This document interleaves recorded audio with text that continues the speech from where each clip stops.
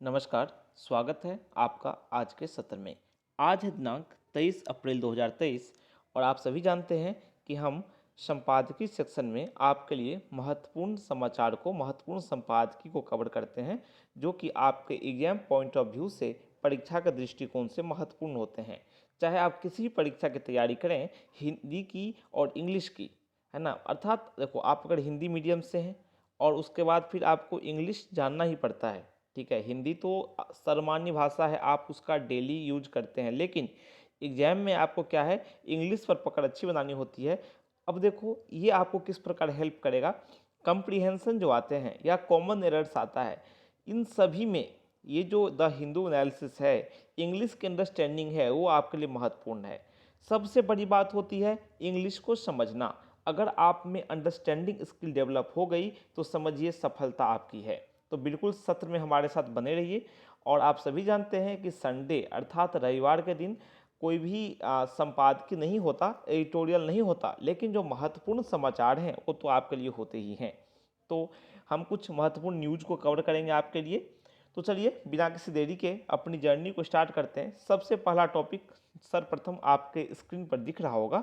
ISRO launches PSLV C55 with 2 Singapore satellites. देखो, इसरो क्या है, इस पहले समझो क्या लिखा है। इसरो ने 2 सिंगापुर के उपग्रह के साथ PSLV C55 को लॉन्च किया।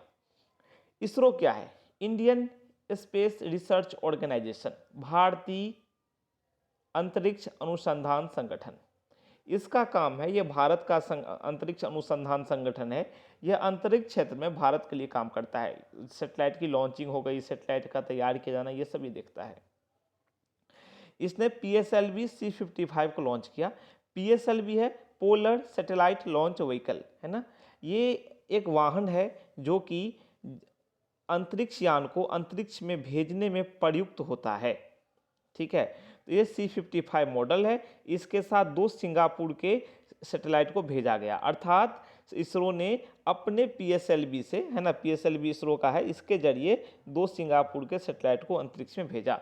तो निस्संदेह बहुत बड़ी उपलब्धि है। देखो, भारत अपने उपग्रहों को तो अंतरिक्ष में भेजता ही है, सैटेलाइट को, अपने सैटेलाइट को भेजता ही है, लेकिन भारत अब विदेशों, दूसरे देशों के, है ना, अपने मित्र देशों के, आदि देशों के सैटेलाइट को भी भेज रहा है, ठीक है। तो वाणिज्यिक उद्देश्य के लिए यूज हो रहा है, ठीक है। वाणिज्यिक उद्देश्यों की पूर्ति हो रही है भारत की, भारत को आमदनी हो रही है, साथ ही नाम भी बढ़ रहा है, प्रतिष्ठा बढ़ रही है भारत की, अंतरिक्ष क्षेत्र में भारत एक शक्ति बन रहा है।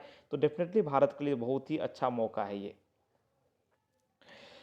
अब देखो, यहाँ पे हल्का सा ब्रीफ आप देख लो कि the Indian space research organisation, मैंने आपको अभी बताया फुल फॉर्म, इसका शॉर्ट फॉर्म बताया इसरो, इसका फुल फॉर्म ये है इंडियन स्पेस रिसर्च ऑर्गेनाइजेशन। इसका जो पोलर सैटेलाइट लॉन्च व्हीकल है, अभी मैंने बताया आपको PSLV C55, ये 2 सिंगापुर के सैटेलाइट को मतलब लेते हुए उसको प्राइमरी सैटेलाइट के तौर पर, है ना, ये जो 2 सिंगापुर के सैटेलाइट थे ना, ये टेलोस 2 है ना, टेलईओस 2, इसको लिया और जो इसको प्राइमरी सैटेलाइट के तौर पे लिया। और एक और सैटेलाइट है ल्यूमलाइट 4 को लिया, ठीक है। और ल्यूमलाइट 4 इसके साथ इसको को पैसेंजर के तौर पर लेते हुए अंतरिक्ष की में इसको गया, है ना, ये गया। ये जो सैटेलाइट लॉन्च व्हीकल है, ये अंतरिक्ष की ओर प्रस्थान कर गया। तो भारत ने डेफिनेटली एक अच्छी उपलब्धि भारत के लिए, उसी को लेकर चर्चा की गई है।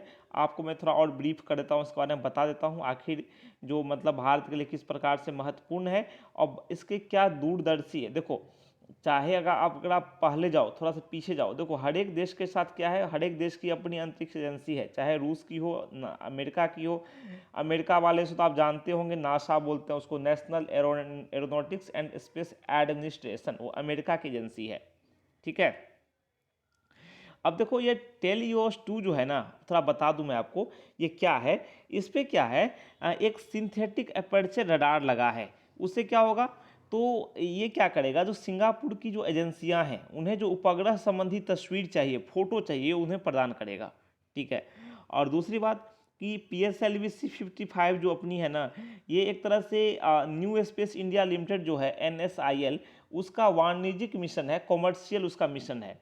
और एक बात और नोटेड है कि जो PSLV आपको दिख रहा है ना, ये स्क्रीन पर PSLV यहाँ लिखा हुआ भी है, ये पता है PSLV की कितनी उड़ान है? ये 57वीं उड़ान है, 57th। और ये एक तरह से ऐसा 16वां मिशन है जिसमें PSLV जो है वो कोड एलोन कॉन्फ़िगरेशन का उपयोग किया गया है। ठीक है, इस मिशन ये मिशन काफ़ी इंपॉर्टेंट हो जाता है भारत के लिए, मैंने बताया आपको। चलो अब क्या करते हैं, अगले टॉपिक को देखते हैं, हमारे लिए अगला टॉपिक क्या है। ठीक है, ये अंतरिक्ष संबंधी टॉपिक था, स्पेस संबंधित। दूसरा देखो क्या है, Philippines raises concerns over Taiwan during Chinese official visit. ठीक है, अब देखो ताइवान, चीन, आपको पता होना चाहिए कि जो ताइवान जो है, ठीक है, तो ताइवान की शुरुआती स्थिति थी, तो ताइवान को चीन को सौंप दिया था। ठीक है, तो सौंप दिया गया था चीन को। तो अब क्या है, ताइवान को जो है वो चीन अपना भाग मानता है एक, ठीक है, वो अलग नहीं मानता, लेकिन ताइवान अपने आप को एक स्वतंत्र देश के रूप में, स्वायत्त देश के रूप में देखता है। इसको लेकर ताइवान और चीन के बीच में कई बार टकराव देखे गए हैं। कई बार चीनी जो युद्धक विमान हैं वो एक तरह से ताइवान की सीमा में प्रवेश कर गए हैं। तो और अमेरिका भी कई बार है ना, इसको लेकर बयान देता आ रहा है, उसी सब को लेकर चर्चा है। ठीक है, देखो यहाँ पे, the Philippines top diplomat has expressed his concern to Chinese foreign minister Qin Gang over escalating tensions in water around Taiwan, Manila said on Saturday। देखो फिलीपींस की राजधानी है मनीला। ठीक है, आप यहाँ पे देखो, पहले मैं बताता हूँ क्या आखिर बात है। फिलीपींस के जो टॉप डिप्लोमेट्स हैं उन्होंने कंसर्न जताया है, चिंता जताया है, किसके सामने? चीन के विदेश मंत्री के सामने। क्यों जताई है चिंता? क्योंकि जो ताइवान के आसपास जो जल क्षेत्र है उसमें जो तनाव बढ़ रहे हैं उसको लेकर चिंता जताई गई है। ठीक है, और जो फिलीपींस के फॉरेन सेक्रेटरी जो हैं यूरिक मनालो, ठीक है, वो मिस्टर क्वीन से मिले थे। ठीक है, as the two countries seek to deepen economic ties while also managing their dispute in South China C.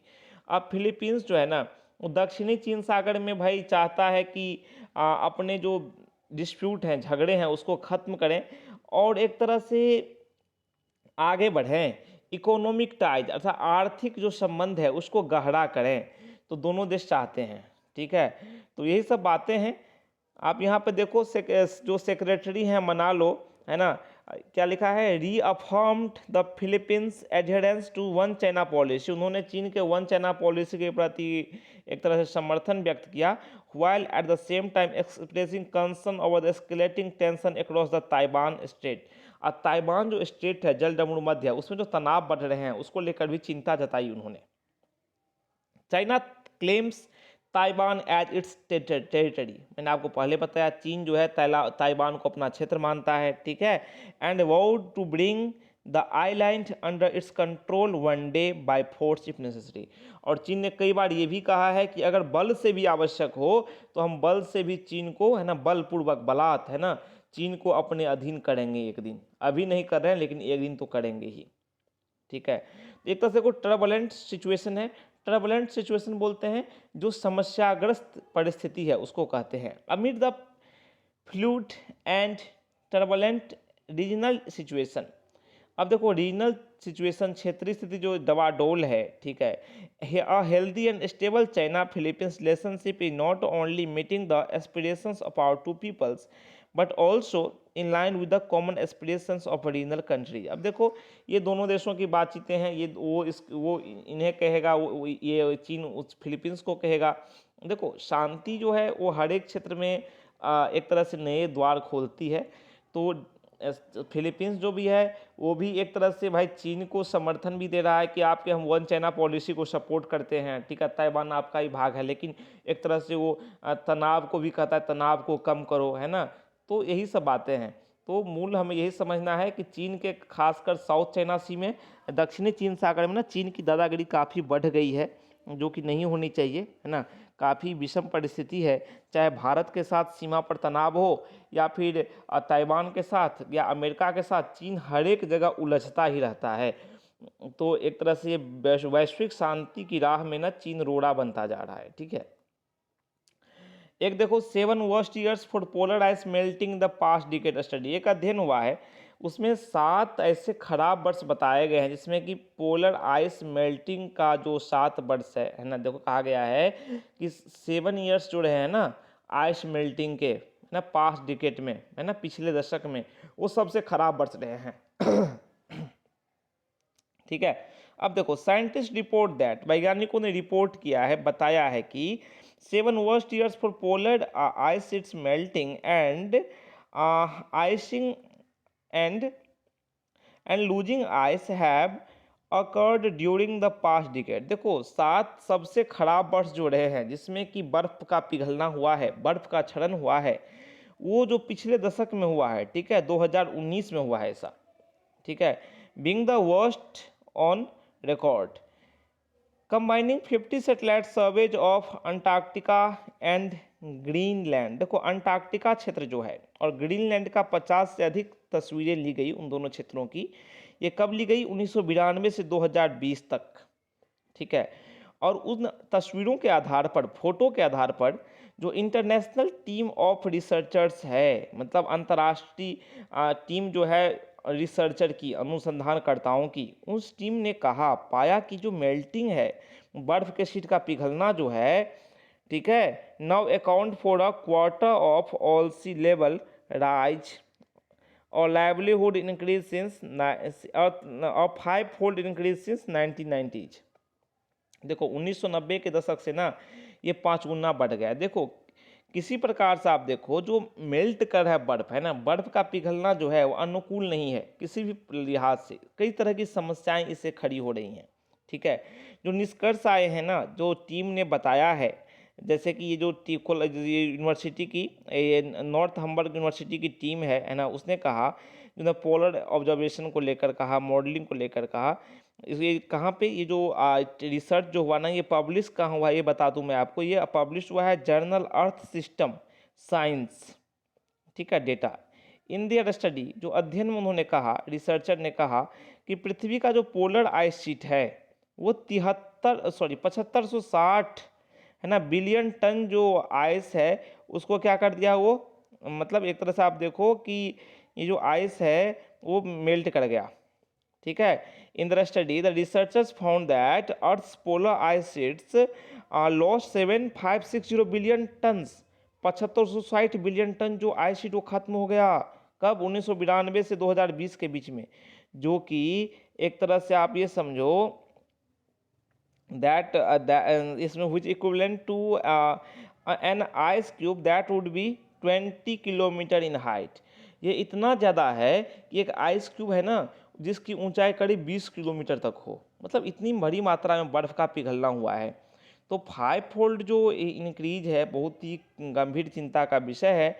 Satellite image जो लिए गए हैं वो ये दर्शाते हैं, और ये क्यों हो रहा है? तो ग्लोबल वार्मिंग की वजह से हो रहा है, जो कि बिल्कुल चिंताजनक है। कई प्रजातियों पर संकट है, मानव पर संकट है, ठीक है, ठीक है ना। तो ये सब बातें हैं, तो डेफिनेटली हमें इसको लेकर कदम उठाना चाहिए, अंतर्राष्ट्रीय समुदाय को, अंतर्राष्ट्रीय जगत को सोचना चाहिए, ठीक है। देखो 5 फोल्ड इंक्रीज यहाँ पर आप देख सकते हो लिखा हुआ है, ठीक है ना, 5 मतलब 5 गुनी वृद्धि हुई है, जो कि बिल्कुल चिंताजनक है। चलो हमने ये देख लिया, एक मतलब वैश्विक टॉपिक है ये, तो सभी देशों के लिए अहितकारी है, न कि भारत के लिए। और अगला देख लो आप, ये ICICI बैंक जो है, इसका Q4 का जो प्रॉफिट है वो 30% क्या हो गया है? बढ़ गया है, 9122 करोड़ हो गया है। डेफिनेटली बहुत बड़ा ये अमाउंट है, ठीक है ना। अब यहाँ पे देखो आप, मैं थोड़ा क्लियर कर दूँ। हाँ देखो, जो lenders business boosted by 22.7% year on year growth in retail loans. जो लैंडर जो बिजनेस है वो एक तरह से 22.7% साल दर साल मतलब वृद्धि के साथ बढ़ा है। अब देखो जो प्रॉफिटेबिलिटी है उसमें वृद्धि हुई है, ठीक है ना। जो जैसे कि इंटरेस्ट इनकम है वो भी बढ़ा है ना। अब देखो इंटरेस्ट इनकम में वृद्धि जो हुई है कहाँ तक? 40.2% से देखो कितना हो गई है वृद्धि? 17,667 करोड़ तक हो गई है, ठीक है, लास्ट क्वार्टर। तो बैंकिंग सेक्टर के लिए अच्छी बात है, ठीक है ना, कि मतलब प्रॉफिट में जा रहा है। Q4 का देखो 4 क्वार्टर होते हैं ना एक साल में, 3-3 महीने के, है ना, 3 है ना, 3 बाय मल्टीप्लाइड बाय 4। तो 4-4 महीने के, सॉरी 3-3 महीने के होते हैं 4 क्वार्टर। तो चौथे क्वार्टर की बात है जो कि 30% की वृद्धि देखी गई है, जो कि 9,122 करोड़ तक गया। तो डेफिनेटली बैंकिंग सेक्टर अच्छे से बढ़े, बाजार अच्छे से चले, ठीक है, उपभोक्ता भी लाभान्वित हों और बैंकिंग सेक्टर अच्छा रहेगा, इकोनॉमी हमारी अच्छी रहेगी, होना भी चाहिए, ठीक है। तो आज के सेशन में बस इतना ही। कुछ महत्वपूर्ण समाचार जो आपके लिए थे हमने कवर किए। आशा है कि आपको समझ में आया होगा। कल फिर हम द हिंदू एनालिसिस लेकर उपस्थित होंगे, जिसमें कि जो महत्वपूर्ण टॉपिक्स हैं संपादकीय के उसको हम कवर करेंगे। तब तक के लिए हमें आज्ञा दीजिए और कहिए नमस्कार। Thank you.